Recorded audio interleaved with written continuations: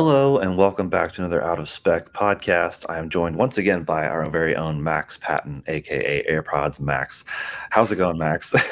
It's going well. Thanks for introducing me. My AirPods Max, my chosen name. And we just wanted to talk today about this used EV series and what's going on with it. Yeah, so basically, for those who don't know, on Out of Spec Reviews, we're doing a series on all the compelling, interesting used EVs, partially because this new tax credit going into effect does apply to used market up to a certain price point, and also depending on your income. But it's a new thing because for the longest time, the tax credits only applied to brand new cars. So we had that in mind, as well as just the overall notion that new electric cars are still typically kind of expensive compared to those in the economically minded bracket. So we wanted to take more of a deep dive and see which cars are actually intriguing and available and which ones maybe should be considered and which ones maybe shouldn't. So I thought we'd talk a little bit about, just touch briefly on the ones we've kind of recorded, and looked at, but also some of the ones coming up and some of the ones that we're not going to touch on. So where do you want to start?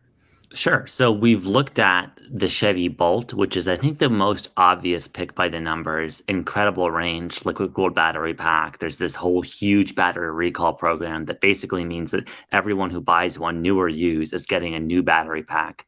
And then we looked at the Volkswagen e-Golf, which was a mid 2010s compliance car built on, at the time, the Golf of that generation, which had much less range than the Bolt, was a bit cheaper, and kind of represents, well, that compliance car mindset. You had other cars like the Fiat 500e, the Kia Soul EV, a bunch of cars that were basically built as converted gas platform cars to comply with California regulations, and have some compromises, but do tend to be cheaper than ground up EVs like the Chevy Bolt or the Nissan Leaf, which we probably will be looking at shortly. Yeah, it's good to kind of look at all of them because it's not like there's I mean, I think it's obviously better if it's a ground up platform as far as technologically speaking, but it's not like some of the adopted platforms are that bad. Some of them are quite good. And especially if money is your focus, you're almost not going to be as picky on how fast does it get to 60 and what are the compromises of those platforms. What do you think of the Bolts and Golf so far? I know they're very different, but those are two we've looked at already as of the recording of this podcast, anyways. Yeah, well, I recommend people look at those videos because you can see Jordan and I's kind of impressions in real time of them. But the Bolt, I thought, was really, honestly, very livable car, super practical. I know some people have complaints about the quality of the interior and the seats not being super comfortable, but I found that, they were comfortable enough, at least on a short drive. There was a lot of space inside because it's a ground up EV. The charging situation wasn't ideal, but it wasn't terrible either. And then that battery capacity is just a sweet thing about it. It's got a ton of range and a ton of practicality for a lot of people, just by virtue of having a significantly bigger battery pack than almost any other EV we're looking at, including the e-Golf that we did more recently. Yeah, it's perhaps the least compromised of all the cars we're looking at. It also can be on the more expensive side if you're looking at aka 10 to 25,000. These are going to be closer to 25,000, but it is also just that much next level of the platform with the good range. And yeah, not great charging, but also it could be worse. It could have just been a level 2 charger. Like some Hmm. cars like the Chevy Spark, DC fast charging was an optional extra. Yeah. So I'm glad ours had DC fast charging. Much Um, more common on the Bolts than a lot of other compliance cars. Also, you can buy a new Bolt. Like if you're looking at around that $25,000 zone, you don't have to jump up much higher to get a new one today, assuming you can find one, with the whole new warranty situation, and a full $7,500 off potentially with the new tax credit. yeah. So that's kind of sweet. So that's something to consider is the Bolt, is technically already in its second generation. It's already had a nice facelift and a few things added, although we drove kind of the late first generation and it didn't feel that much different. So it is nice that you have additional options. The Hmm. Leaf is the same way. That car has actually been around much longer, since about 2011 or 2012. And we are also in its second generation, which I think started roughly 2018. I actually have Yeah. some pulled up here for our viewers for just glancing. Yeah, it looks like 2017 was the last year of the first gen. 2018 was the first year of the Yeah. wildly different looking facelift. Yeah, and the Bolt and Leaf are similar in that respect, in that they're actually one of the few cheap EVs still being sold new. So you have that option still in the new market. And also similar in that their second generations were mechanically not too distinct from their first generations. The Leaf has progressed a little bit more because it's been around longer, but it's more of a facelift situation where, the first generation wasn't received so well for looking kind of ugly in both the case of the Leaf and the Bolt. And the newer facelifted versions are a little bit more I don't know, a little bit more nice looking. Yeah, I have to agree. And you also have the EUV joining the lineup, which does make the price go a little bit more higher, even. But still, it's good to have this striation of pricing all the way from much cheaper to the buku ones like Model S and such like that.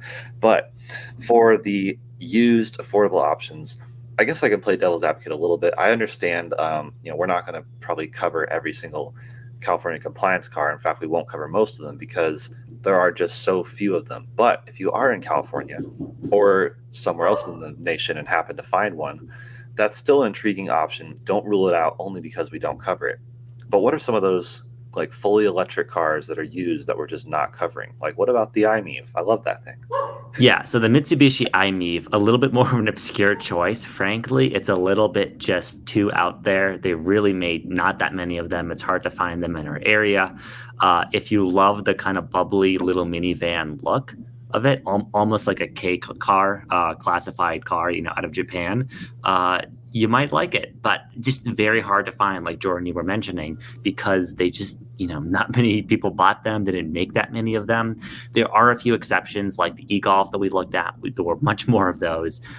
There were much more like Fiat 500Es, for instance. So that's a very strong candidate for one that we might actually look at. But Mitsubishi iMeave, sorry, just Yep. there's Yep. not enough of you to look at.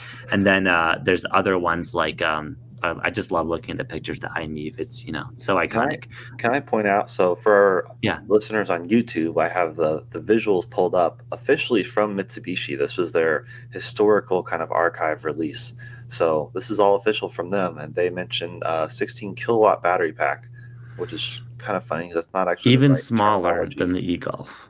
Yeah, it's technically kilowatt hour, but we'll look past that small typo there. But that is pretty small. And 62, it's just funny that they say long driving range and a spacious cabin, and it's 62 miles and it's very cramped. Uh, Also was a super early EV. So maybe at the time it was, at the time, at the that's time it was decent. We do live in a cold weather climate though, so that bad range to begin with, combined with very possible and likely battery degradation, combined with a cold climate, is going to result in, I think, some scary situations. So we're just avoiding that for our market at least. yeah. But again, it's still a possibility, and if you live in a place where you can live with that, the limitations, it's an intriguing, compelling, kind of adorable in its own way car. Um, what else are we not covering that's fully electric? I guess there's a The, few cars I should mention that were offered as hybrid, plug-in hybrid, or electric. Is that right? yes. Yes. So there's the Honda Clarity plug-in hybrid and electric option. There's also the Hyundai Ioniq, which, not the Ioniq 5, the new one, but the original Ioniq sedan. These cars were offered with fairly short range, compliance car-ish kind of qualifications, but they were built to be basically alternate fuel vehicles.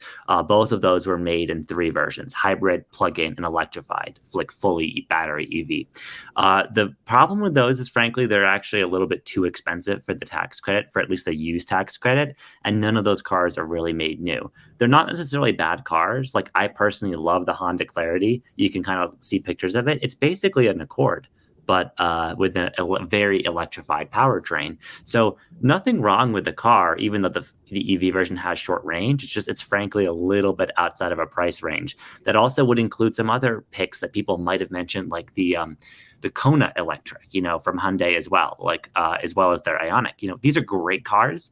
They're just a little bit outside the price range right now because of the current market conditions. They haven't, frankly, depreciated to what they should be worth. So we just can't really consider it as part of an under $25,000 series. That's not to say that you couldn't find one cheaper than that, but I've been struggling personally to find like a good condition one anywhere near our area for that price. Yeah, and again, that's something to keep in mind. It's all based on our area. We're not necessarily flying around the country finding the best possible cars. Although I guess Kyle sort of did with the Leaf operation, Operation Extract Leaf from Washington, and so it's possible. It's if you're creative, you can do that because that was a proof that the Leaf had an accident. The rear quarter panel is totally messed up, has no AC charging, that's broken, but it's still a Leaf. It still has some city driving range, very minimal, Yeah. but it was $3,700, something like that, under $4,000 for a fully electric car, which Amazing deal. But that's is kind of insane. Kyle's project car. And the Yeah. thing here, some people have also mentioned, why aren't you looking at like a, submarine resalvaged, rebuilt, titled Model S or something, right? Like something that's depreciated a ton, that's in that price range. Frankly, we just want to have a car that a normal person could buy and use regularly because that's what we're going to do in this series. So the Leaf was a great deal, the first gen one that Kyle got. But generally for this series, it would be amazing to get a car that just works, has new-ish tires on it, has not super degraded battery, that has livable range. That's kind of the goal here, just finding something that a normal person could go out there, buy, and get that tax credit for, and not have to, do a rich rebuild style series on actually getting it to work. Yeah, and it's helped me, seeing some of these has helped me be a bit more intrigued because we drive and test so many of the new, typically more expensive EVs. And so it's nice to go see what else was out because a lot of these cars we're looking at are obviously used. They were big news to the press 5, even 10 years ago. So it's cool to see like the e-Golf, for example. I always thought that was the coolest thing. And then driving it around, I was like, okay, it's just a Golf, but it's electric. And it can't go as far as a Golf on a gas tank.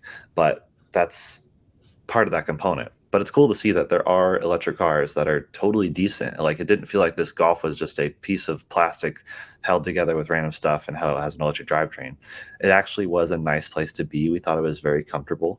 Mm-hmm. And in some ways, I liked it more than the Bolt. But then you have to think about the charging and the range, in which the case the Bolt kind of wins. Ironically, because the Bolt has terrible charging.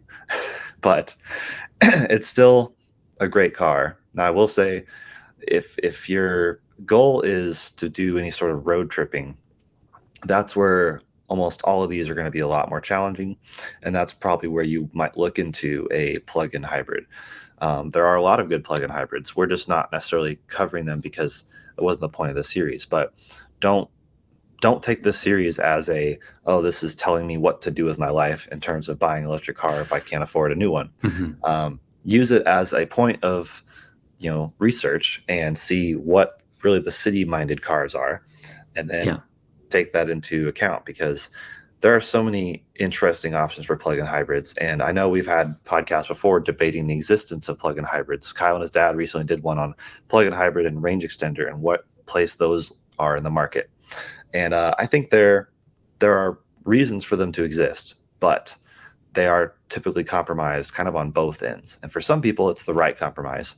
For others, it's a little iffy. I guess speaking of range extender, I wanted to mention we are looking at an i3 as well, I think, here pretty soon, which we're looking at a fully electric version, I'm assuming. We're actually looking at one of the range extenders. So Oh, you okay. could say that's breaking a rule, but the i3 is still a ground up battery electric vehicle. And frankly, this series has to have some kind of scope, or we could just have unlimited episodes. So the focus is battery electric, for whichever reason you pick. I mean, yes, that tax credit that's coming into effect will actually apply to plug in hybrids with a 7 kilowatt or larger battery.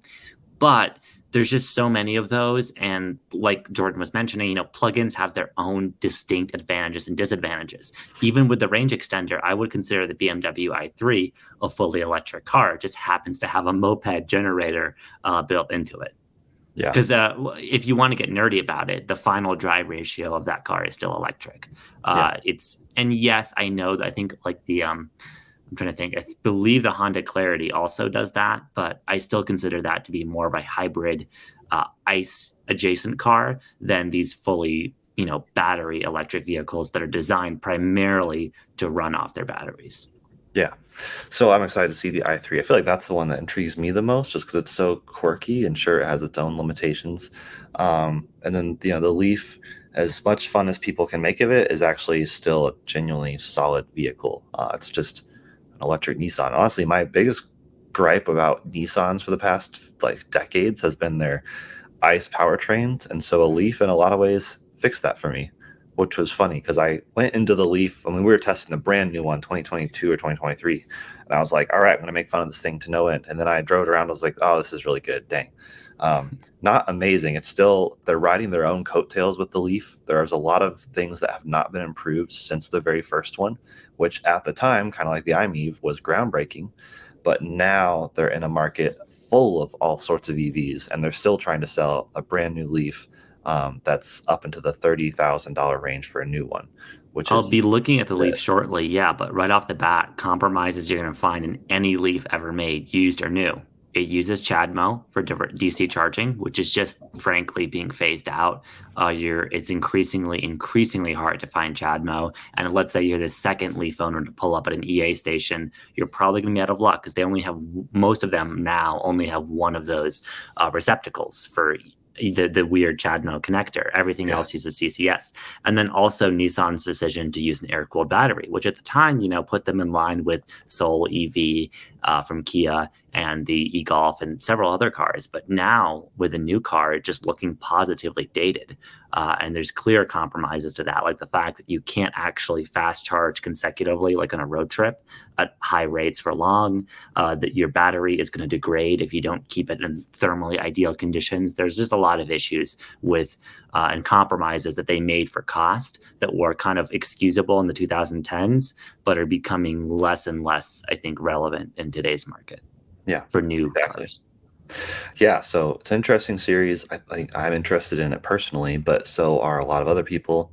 And I think it really is good to look at what's available. And obviously, you can do all your own research, but we're trying to compile as much as possible into an easily accessible place, aka YouTube. So we appreciate you joining in this episode. Let us know what cars you think we might be missing. Obviously, this is North America, I should mention.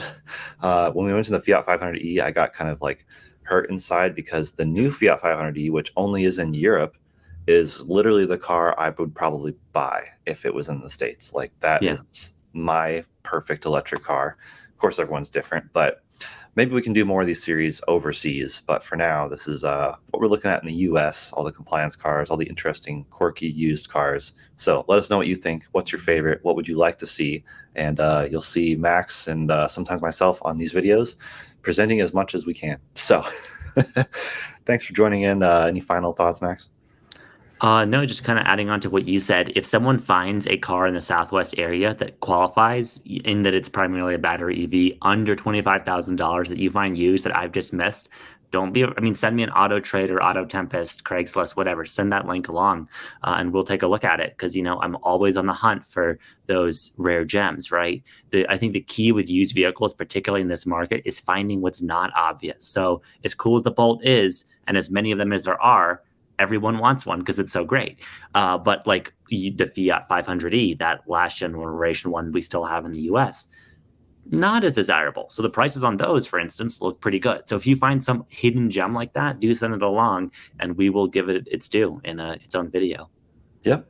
Awesome. Well, we'll see you guys in another episode very soon. And go check out these videos on out of spec reviews where some of them are out and some of them are coming. Take care.